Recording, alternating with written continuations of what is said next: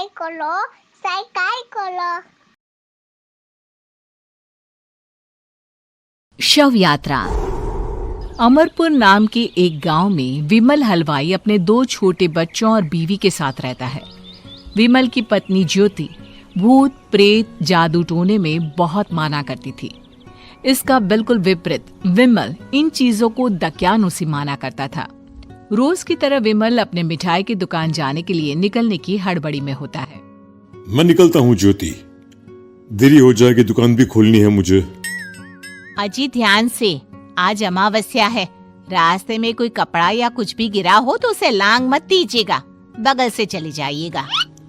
अरे ऐसे तो तुम मुझे पागल ही कर दोगी क्या? हाँ, मैं नीचे देखकर चलूं कि सामने से कोई गाड़ी घोड़ा आकर मेरे ऊपर से चला जाए?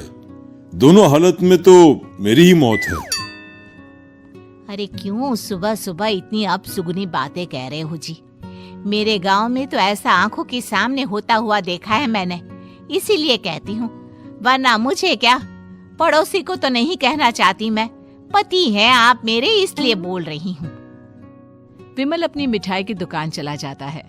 दुकान पर पहले से ही ग्राहकों की लंबी लाइन लगी हुई थी।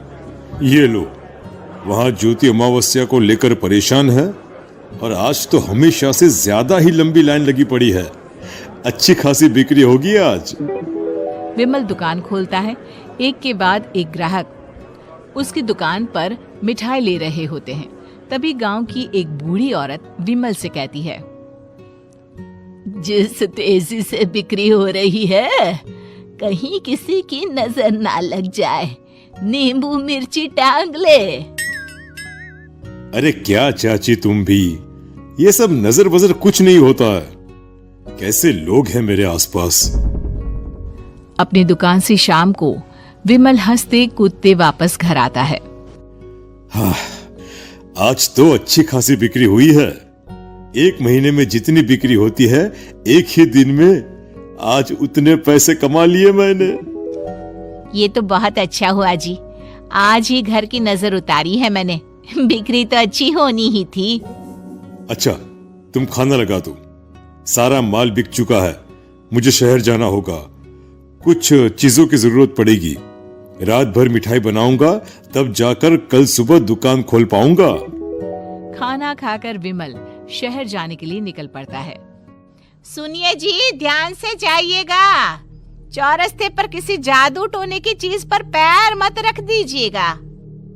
हे भगवान, हद हो गई ज्योति, ये तो मैं जा रहा हूं। विमल गुस्से से शहर जाने निकल पड़ता है।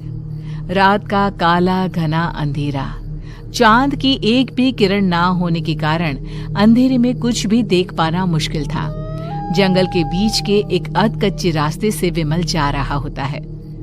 चारों तरफ गुफ अंधेरा और सन्नाटा सुनाई दे रहा था, और सुनाई दे रही थी विमल के पैर के नीचे आ रहे सूखे पत्तों की आवाजें।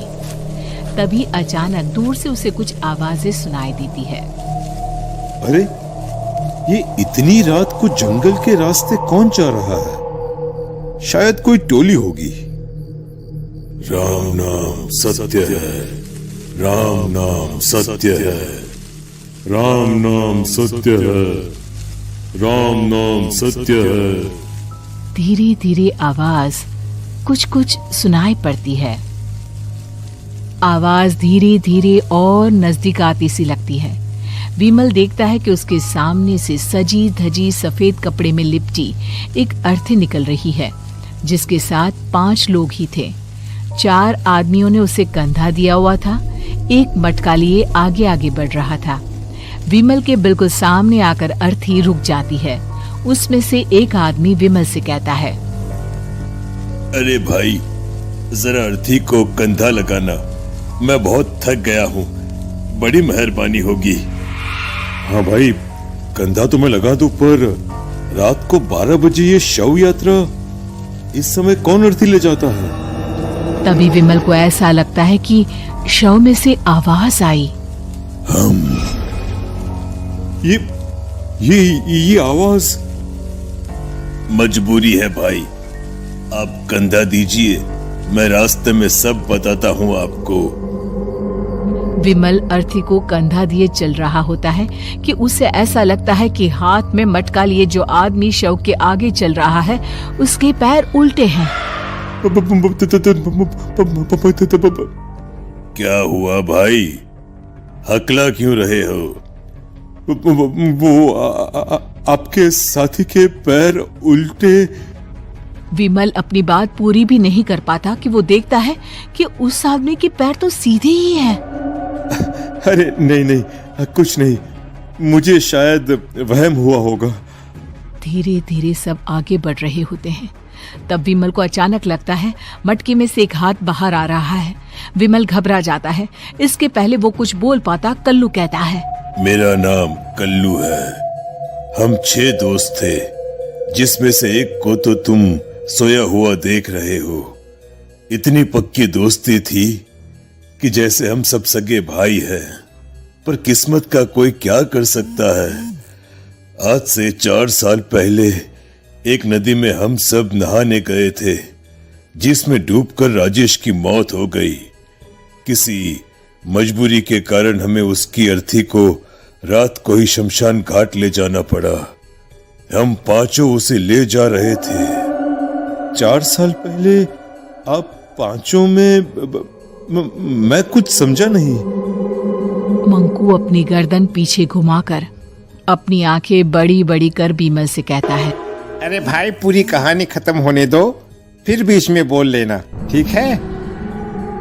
तभी रास्ते में एक हादसे में अपने दोस्त के साथ हम सभी मर गए।